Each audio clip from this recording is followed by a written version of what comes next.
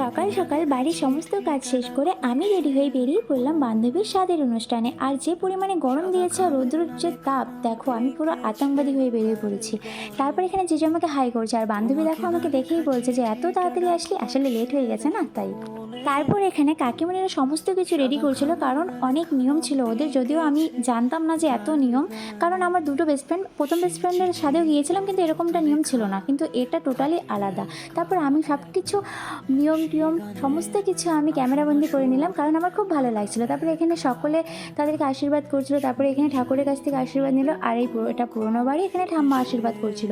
তারপর এখানে রান্নার কাজ চলছে, আর এদিকে খেতে দিয়ে দিল দুজনকে। আর জিজু দেখো এত ফাস্ট খেয়ে নিয়েছে, আর বান্ধবী খাওয়া হয়নি, কারণ যে পরিমাণে গরম দিয়েছে।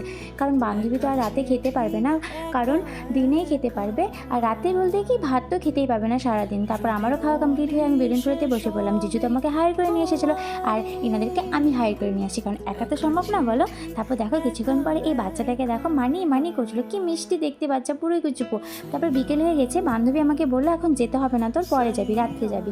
তারপর ওর খাওয়া দাওয়ার তো রিচুয়ালটা যেটা ছিল সেটা তো পরের দিন হবে, সেজন্য ওকে পায়েস দিয়েছে, কারণ ও মিষ্টিই খেয়ে থাকবে, কারণ রাত্রেও খেতে পারবে না, মানে পুরো দিনই ও মানে সকাল থেকে রাত অবধি কিছুই খেতে পারবে না, মিষ্টি জিনিস খাবে কিন্তু ভাত খেতে পারবে না। তারপর দেখো চলে এসেছে আমার মিস্টার আমাকে নিতে। তারপর জিজু আমাকে টাটা করছে, আর বান্ধবী আমাকে বলছে যে ঠিক আছে রাতে আবার আসবি। তারপরে এখানে চাউমিন মোমো নিয়ে বাড়ি চলে গেলাম। তারপর বান্ধবীর কথা তো রাখতে হবে তাই না, তারপর আবার চলে এসেছি ওর কাছে, তো সেই খুশি।